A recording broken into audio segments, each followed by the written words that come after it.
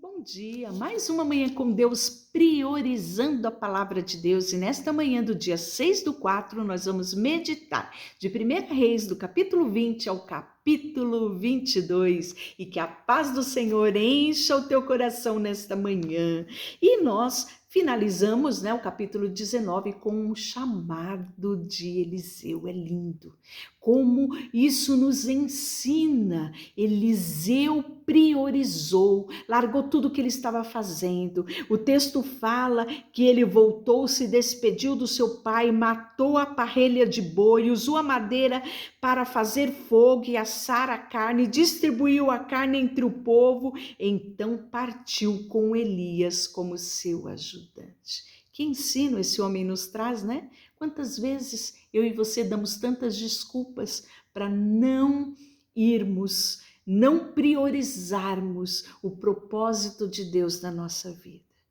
Priorizamos tantas coisas e esquecemos de priorizar aquilo que é prioridade para Deus. E aí nós vamos ver no capítulo 20, Ben-Hadad ataca Samaria. E Ben-Hadad era o rei dos sírios. Esse homem era desaforado. Sabe que notícia que ele manda para o rei de Israel, rei de Samaria, Acabe? Olhe,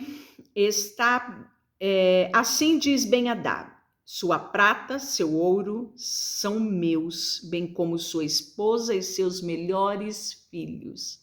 Rei Acabe, quando vê isso, treme nas bases, né? E aí o texto fala que ele então convoca as autoridades de Israel e diz: vejam, esse homem que é a nossa desgraça, eu já concordei em entregar para ele os bens, até mesmo a minha esposa, mas ele não se contenta com isso. E aí as autoridades de Israel diz para ele: não ceda nenhuma outra exigência. E essa notícia chega lá em Ben-Hadad. E Ben-Hadad manda um recado para Acabe: que os deuses me castiguem severamente se restar pó suficiente em Samaria para dar um punhado a cada um dos meus soldados. Desaforado ele, não é? Olha só a resposta de Acabe para ele. O rei de Israel respondeu: o guerreiro que se arma com a sua espada para lutar não deve se vangloriar como um guerreiro que já venceu. Boa resposta, não é? Pois é. E aí nós podemos ver que, enquanto isso, o profeta foi até Acabe, rei de Israel, e disse: assim diz o Senhor, está vendo esse enorme exército inimigo? Hoje eu entregarei em suas mãos, com isso você saberá que eu sou o Senhor. E aí Acabe diz: mas então, por que meio eu devo fazer isso acontecer? E aí o profeta diz para ele: assim diz o Senhor, o soldado dos comandantes das províncias o farão. Sabe quantos eles eram? 232 soldados. E sabe quantos soldados Israel tinha? O restante do exército de Israel era 7.000 homens. E Deus diz a Acabe: quem ganhará essa batalha são os comandantes, os soldados da província. E assim aconteceu. O texto fala que enquanto Ben-Hadad estava bebendo com os 32 reis aliados, ele foi atacado. E aí o texto fala que cada soldado israelita matou seu adversário sírio e de repente todo o exército sírio fugiu. Israel perseguiu o rei Ben-Hadad e outros cavaleiros fugiram a cavalo. E Israel destruiu os outros cavalos e carros de guerra e massacrou o sírio. Passado isso, alguns comandantes oficiais chegam para Ben-Hadad e diz para ele: os deuses israelitas são deuses de montes. Foi por isso que eles nos venceram. Agora nós podemos derrotá-los com facilidade se os atacarmos pela planície. Deus ouviu isso. E o texto fala que na virada do ano o exército sírio marchou novamente contra Israel. O homem de Deus foi ao rei de Israel e lhe disse: assim diz o Senhor, os sírios pensam que o Senhor é um Deus de montes e não das planícies? Por isso eu entregarei todo o enorme exército em suas mãos e eles saberão que eu sou o Senhor Deus. E assim o texto fala que os exércitos se acamparam frente a frente por 7 dias. Imagine a tensão instaurada ali. Mas logo em seguida, quando começou a guerra, o texto fala que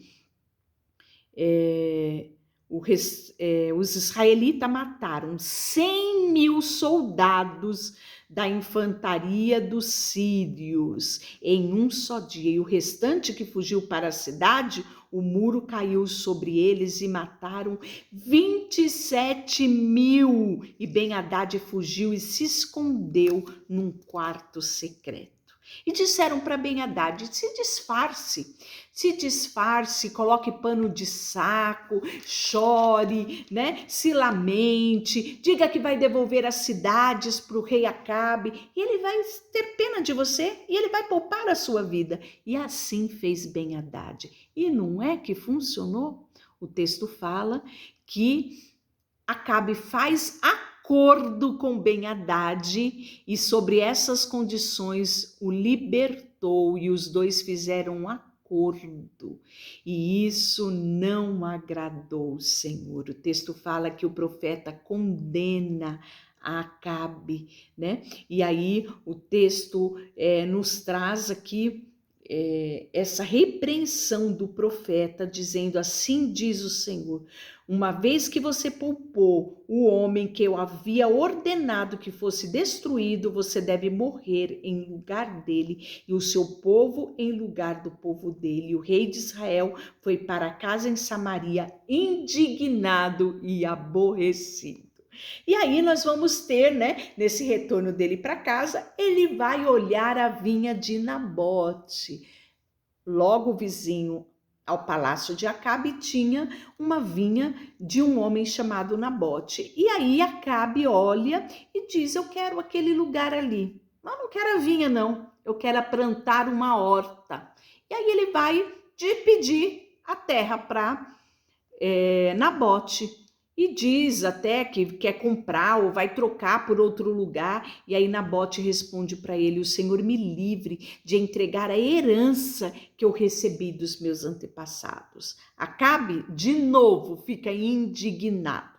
Parece um menino birrento. Ele vai se deitar, vira o rosto e não quer comer. O texto fala que a mulher dele pergunta: qual é o problema? E aí ele diz tudo. E sabe o que ela faz? Ela diz: peraí, eu vou te mostrar quem é que manda, quem é o rei aqui. E ela faz uma carta, selando como se fosse Acabe, mandando que as autoridades da região convocassem um jejum e colocasse Nabote na primeira fileira.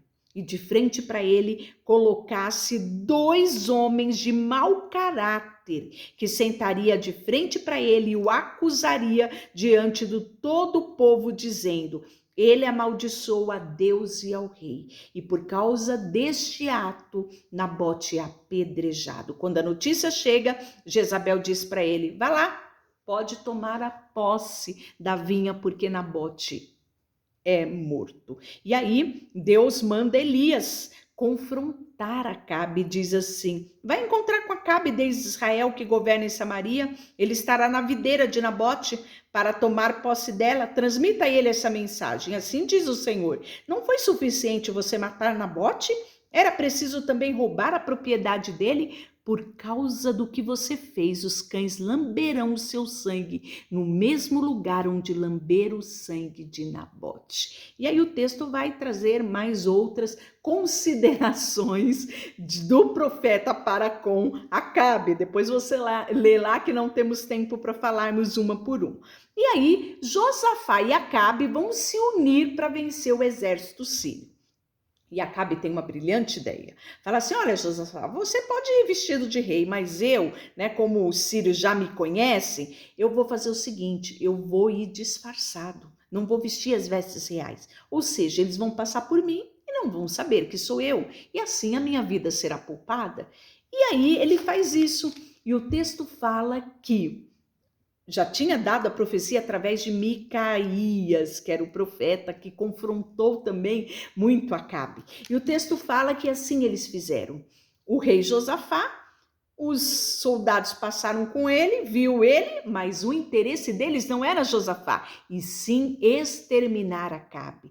E aí o texto fala que um soldado sírio disparou uma flecha por uma casa e acertou o rei de Israel entre as juntas da sua armadura. Dê a volta, tire-me daqui, exclamou Acabe para o seu condutor, mas a guerra estava violenta e prosseguiu durante todo o dia. O rei permaneceu em pé, apoiado no seu carro, em frente aos sírios, e o seu sangue do ferimento escorreu pelo piso do carro, e ao entardecer ele morreu. Mas olha só, o texto fala que quando o sol se punha, o rei morreu e o seu corpo foi levado para Samaria e sepultado ali. O carro dele de guerra foi lavado junto ao tanque de Samaria e os cães vieram e lamberam seu sangue no lugar onde as prostitutas se banhavam, exatamente como o Senhor havia prometido. Então nós vemos aqui em tão pouco tempo a promessa se cumprindo em relação a Acabe. E Acabe, ele foi um rei que trouxe muita desgraça a Israel. Não só ele, mas a esposa que ele escolheu, chamado Jezabel. Então nós podemos ver aqui, muitos atos repudiados por Deus que aconteceram no reinado de Acabe. Deixa eu orar por você, Senhor, nesta manhã. Nós queremos aprender, sabe, com os erros de Acabe, com a sinceridade de Josafá, sabe, com aquilo que Nabote lutou para preservar. Queremos também aprender com o profeta Eliseu a disponibilidade dele de cumprir o chamado dele. Senhor, ensina-nos com a tua palavra. Queremos depositar diante de ti tudo o que temos e somos, em nome de Jesus. Amém. Deus te abençoe.